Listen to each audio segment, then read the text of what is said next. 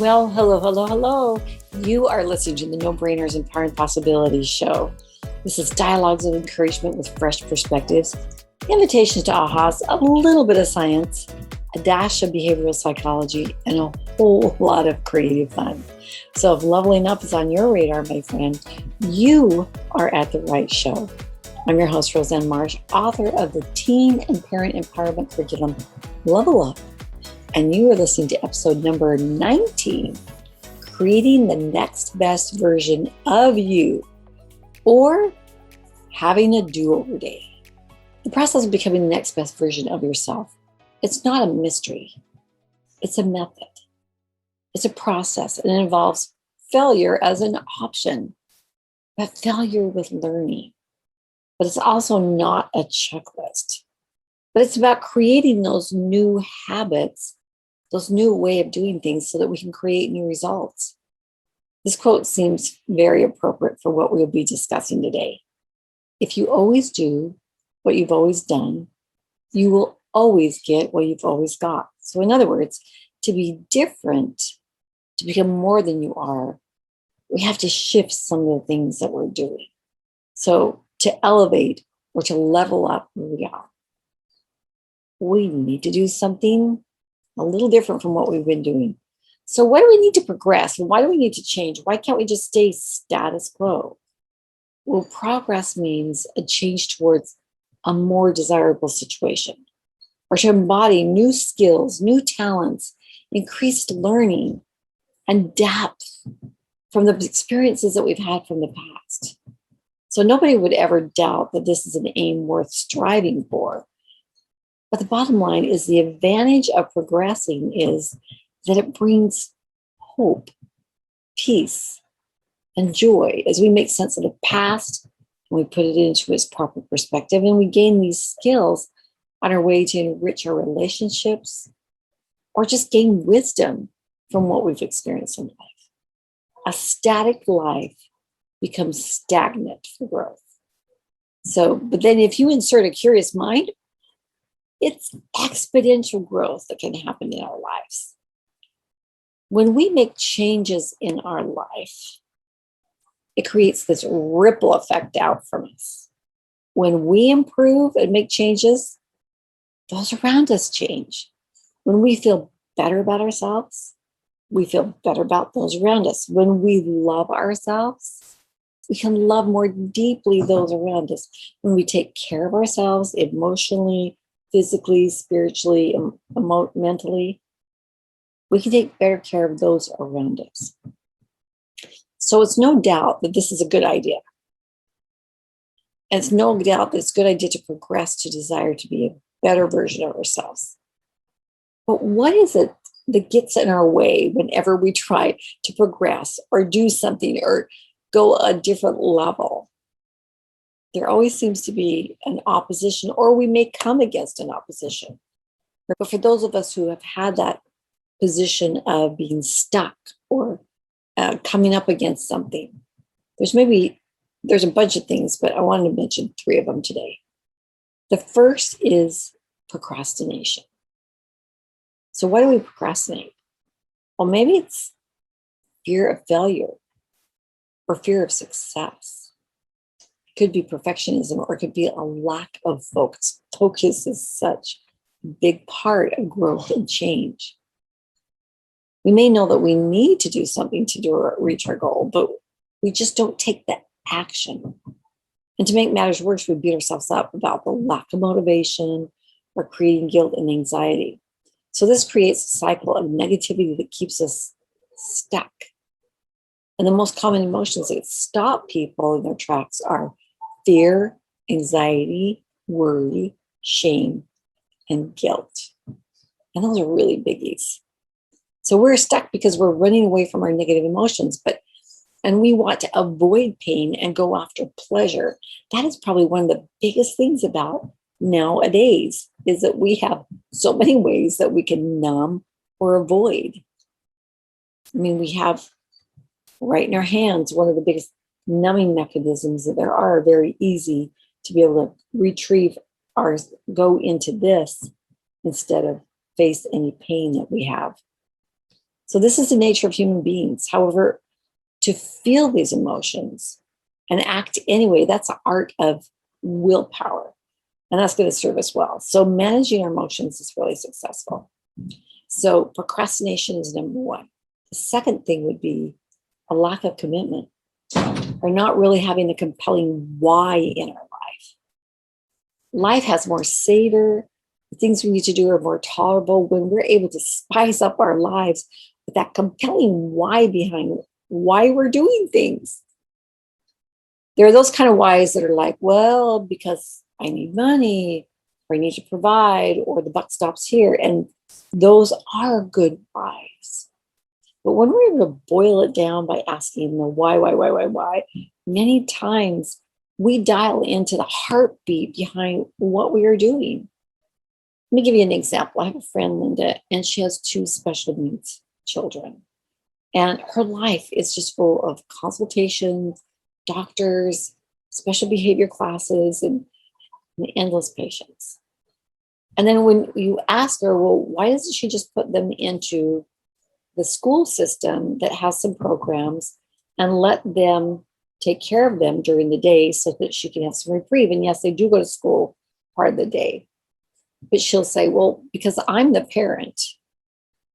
But then when you ask her, but why as a parent do you feel like you need to do that?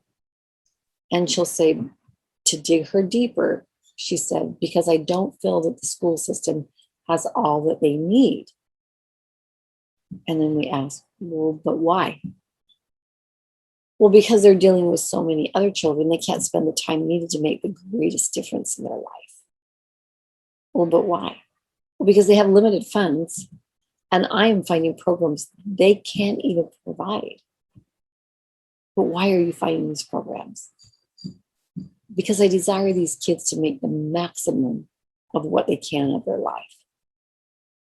So, but why? And this was her why. Because when I look in their eyes, I see the genius behind them. And I see in their souls their desire to unlock their hidden potential. And I know and I feel that they are mine because they are teaching me something and I can guide them to become their very best. Okay, look at that why. That's pretty darn compelling. And so having that why is when it gets tough, when it gets beyond bearable, when we want to give up, when we can't see moving on to the next level. When we go back to that compelling why, then we are more committed. We are more into it and we can go further. When we look at becoming a better version of ourselves, we have to have a why. So what will be your compelling reason? And we're going to find that out because I'm going to give you some things to think about and some questioning. Now, so there was procrastination, lack of commitment. And the next one is self-doubt. Not believing that we are enough or capable or worthy of becoming the next version of ourselves. Women, we are extremely hard on ourselves. We do a lot of comparison, and that is a huge trap of modern day. And let me tell you, you go onto social media, talk about comparison. It's drip fed to us on a daily basis as long as you open it up. If you don't open it up, then you're not served it up. But that compare-itis, as I call it, is one of those things that gives women the opportunity to not feel like they are enough or worthy or that they measure up. And it's all about our choice, right, of comparing, allowing comparisons to happen. So self-doubt can hold us back from taking those steps forward in accomplishing what we want. But how can we become clear on who we want to be? When there's no direction or there's no definition of the attributes that we want, or what it means to level up, or what it means to become a better version of what you are, the next step, then what I want to stand for, then it's hard to make those changes because we don't have that target, that goal, or that vision. So where do we start? Where do we focus? I want to give you some questions to kind of help you and guide you on some things to think about on what would be the next best version of you. So here's a couple questions. And whether you can write them down or come back to them, think on them. First one is, what do you want to be known for? When people talk about you, like, oh, so-and-so, well, she is one of those things that you would want even written on your epitaph or said at your funeral. What do you want to be known for? If that woman existed that you're thinking of, how would she spend her time? What would her day look like? That woman, how would she take care of herself? What habits does she have to take care of herself? What passions and skills does she possess? And how does she use those passions and those skills? What does her quality of relationships look like? How does she react with others? And what does she do to have those relationships that way? And what attributes does she have? So those aren't all the questions you can ask, but those are really good primer to be able to really flesh out some of those things that make it possible for us to have some targets or to listen. This is what I want to be. So these are some of the things that I could work on. And for each of those questions, I want you to think about, what would you need to change or add or subtract from your current lifestyle to become that woman? Well, to become, we have to become a creator. We can create those things, a couple of these, but don't go into overwhelm here, because remember, we said that this is a process. But to become the next best version of yourself, we need to see where we need to level up and create that target, that standard that can guide our life each day as we seek to become the best version of the genius of who we really are. And not a version of someone else, but an upgrade on an already amazing miracle named you. So I love what Brene Brown said in one of her interviews. She said, don't work through life looking for evidence that you don't belong, because you'll always find it. Or don't walk around looking for evidence that you're not worth it, because you'll always find it. Our worth and our belonging is not negotiated with other people. We carry our worth in our heart. And this is quoting her. She says, and for me, I know who I am, and I'm clear about that. I'm not going to negotiate that with you. I'll negotiate a contract with you. I'll negotiate a topic with you. But I'm not going to negotiate who I am. Because then, and this is a part, because then I will fit in for you, but I will no longer fit in with me. And that is a betrayal that I'm no longer going to do anymore. I've spent the first 30 years of my life doing that. So I love that. What we focus on is what we find. So if we want to find leveling up, that's where we focus. On the course of this becoming, we will make bad decisions. And we're going to have some failure. Because we're human, and these things happen to all of us. But it's our degree is different. And then if we're repeating those choices, that's the difference. So if you're not reaching your potential, the first thing we should examine is past choices. There's a poem that I really like that goes, there's a choice you have to make in everything you do. So keep in mind that in the end, the choice you make makes you. The choices do make you. They make us. But if we've made bad choices in the past that kept you from reaching your potential, here's the good news. Every day holds new opportunity. Beyond that is the opportunity. Beyond that opportunity is an incredible thing that I want to have you do. And that's called a redo your day. So what is a redo? Does anyone here play golf well? Yeah, I have friends that are serious players and they play by the book. But then I also have friends that when we go there, we just want to have fun. And if we have a shot that's like really crazy, it's not going to amount to anything. We'll say, okay, redo. You just call it redo, and then you get to do it all over again. Now, have you ever desired to do a redo on your day? Well, is that even possible? Well, it is. And we're going to try a couple things if you're willing to play. But we have to step into the role of creator. Now, the role of creation is, now the steps of creation are see it, say it, feel it, and do it. So you see it in your mind's eye, you speak the words, you say it, you speak them into life, you feel it with emotion, and you do it.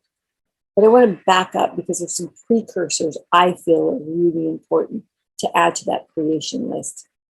And the first, and when you can do metaphysical creation, metaphysical is when you are creating things in your mind, when you're envisioning. It's a thought discovery process versus a recognition phase. Those were the questions that I gave you. We wanted to flesh out some of the things that you need to change or add, or who you want. What were those attributes that are important to you as you envision this woman? What is she like? So it was that thought process of writing down your thoughts. But then you would move into, I call the curiosity phase. And curiosity is truly a superpower. Because if I were a dictator trying to control my kingdom, I would take away control of expression and the ability to question things. Because when we use questions or curiosity, we start to open up some pretty amazing discoveries about ourselves and our world. It is the curious of the world that search for the whys and the why nots. We search out how to build a better mousetrap. I mean, who knew that a bunch of years ago? Can you remember your life before the mobile phone? How many things have changed even in the last 10 years? The curious of the world are not static or stuck. We're in a constant process of wonder. And wonder really is the operative word here. When we look at life with some childlike wonder, we become more open to options and don't have that, oh, it'll never work, or don't waste your time kind of mentality. Creation is all about curiosity. Creation is all about curiosity. So when we are become a creator, we want to metaphysically create. We want to metaphysically create a blueprint, just like a building has a blueprint for a home. All the details are printed out, but metaphysically, a metaphysical blueprint is one that you do in your mind's eye. And for the mind and the body to attach this as an experience, it either needs lots of repetition or it needs an emotion. But it's better if you use both. Something experienced with emotion is going to go a lot faster than something done with little emotion and just a lot of repetition. So feel the experience. What emotions are you bringing up? What are you sensing? What do you see, hear, taste, touch, smell? The more senses that you can bring into even the metaphysical, like, wait a minute, you don't smell in the metaphysical, do you? You could imagine what that would smell like. You can imagine seeing something. You can imagine hearing something. You can imagine tasting stuff. You can imagine the texture on something. Imagine how you feel. You absolutely want to get the emotion of the feel. But the more you bring that into the metaphysical, the more glue and substance to this metaphysical experience. So I had teens in a retreat. We did teen retreats for many years. And one of the retreats, I told them that we were going to metaphysically create something, an experience.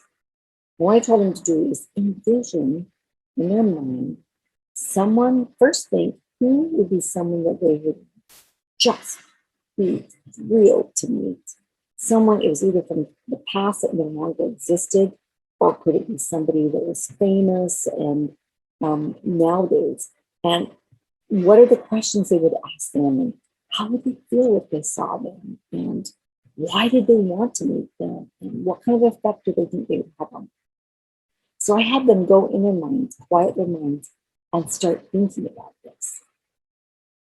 And as they ruminated on the experience of meeting this person, we had some music start to crescendo.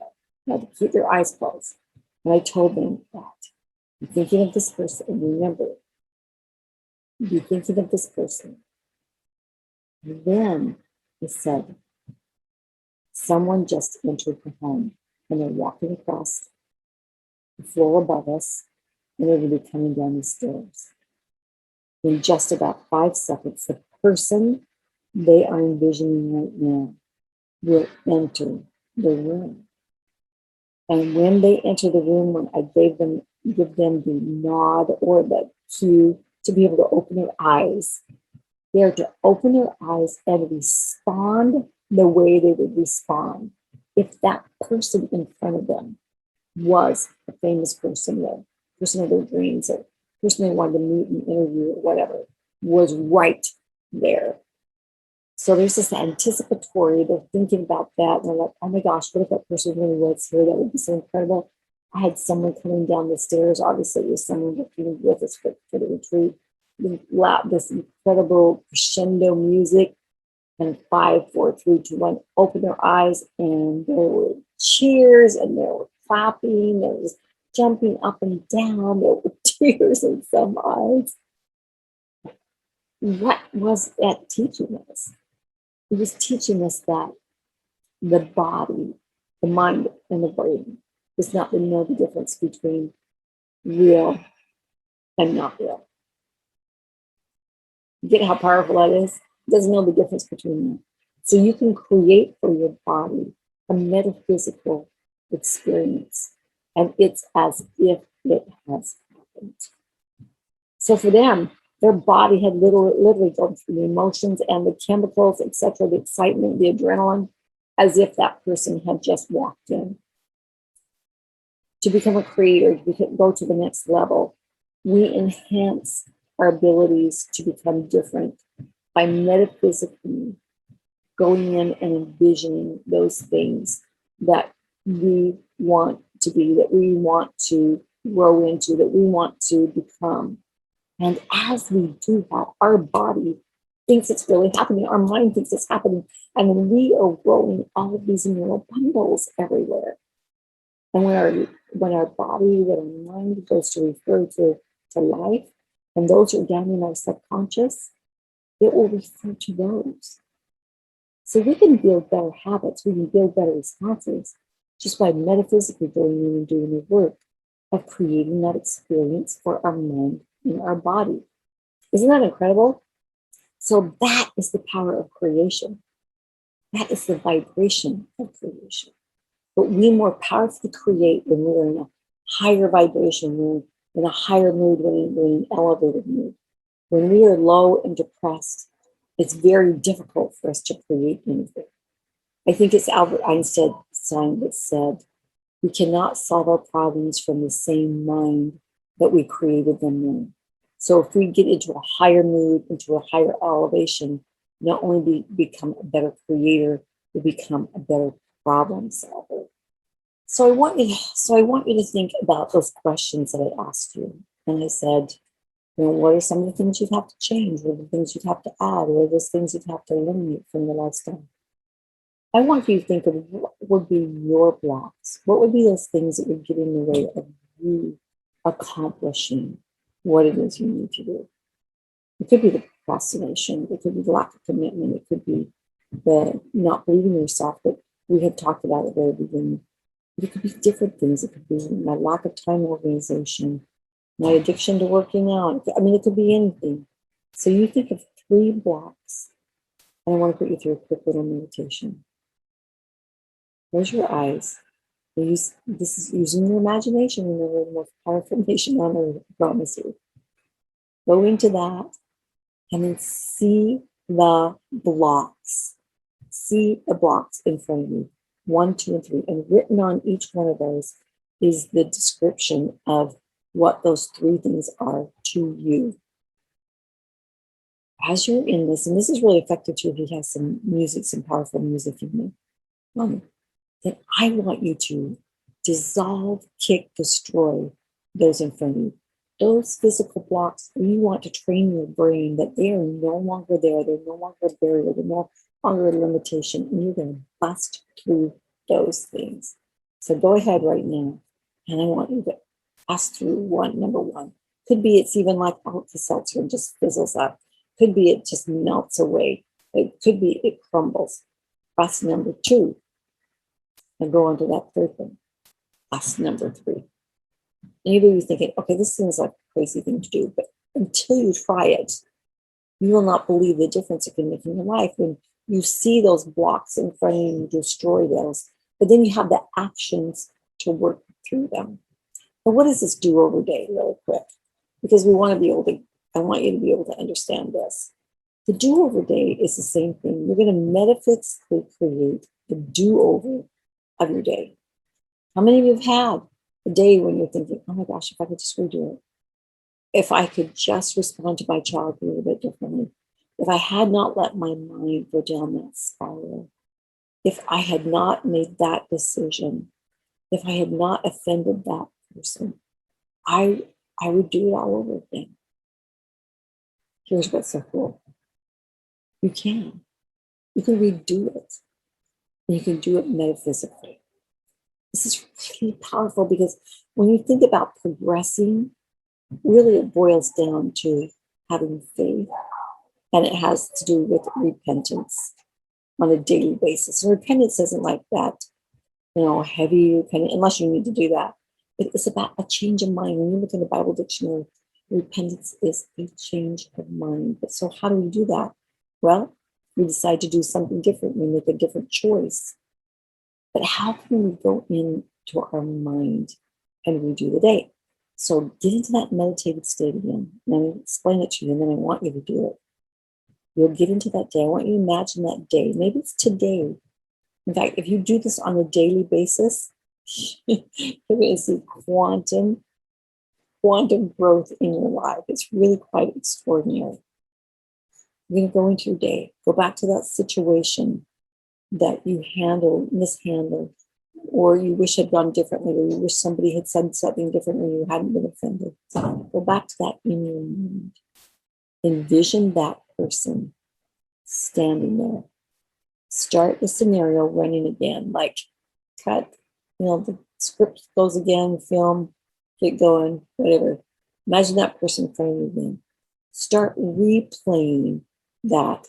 But this time, you're going to be reacting different, or they're going to react different, or they'll react the way they did. And you're going to explain things to them and react differently. You're going to change the energy of that situation. You're going to respond with kindness or whatever it is. You're going to make a different decision, etc. You're going to repair the day. I call this recognize, recreate, and repair. You can take a day when you've acted in a certain way, and you can go back and recreate it and repair it. And remember, if you do this with a lot of emotion, with intent, bringing all the senses you can, then your brain will not know the difference between well and not well. Now, if this is a situation where you really need to repair something, you need to go in person and do it. But here's what's incredible. When we talk about becoming the person, becoming the next version of you, think of some of the attributes that you had written down. This person is virtuous or patient or long-suffering or a great listener, or whatever those attributes were that you wrote down. Go into these metaphysical days utilizing one of those attributes. So go back and recreate that day using that attribute. Now, this is what's going to happen. Not only are you going to start practicing what you should have done and could have done, but you're going to start making those neural pathways that actually do it right.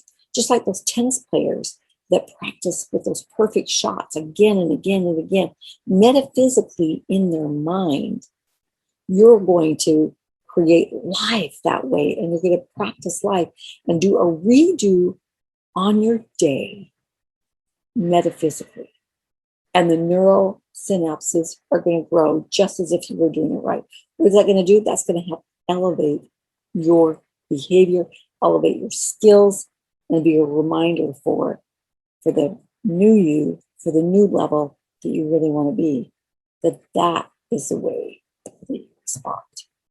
Getting curious about our feelings, about why we respond that way, is also helpful, because then we can go, why did I react that way? And when we have an understanding there, we can even go back and record that in a metaphysical situation. We want to become the artists of our life. We want to become the creators of our life. And that's when we recognize it. We create that metaphysical, and we see it in our mind's eye. We speak the words, speak it out loud as you're doing it, and feel it, but then act in your life with that new set of attributes, the new way that that woman that you are becoming, that you want to become, would act. The process of becoming the next version of yourself is a journey. It's not a mystery. It's a process, but this little meditation that you can do is one of those things that can catapult change in your life faster than anything else. I hope you find this helpful. And as always, we are creators. So this week, let's go out and create a redo. We'll see you next week. Thanks so much.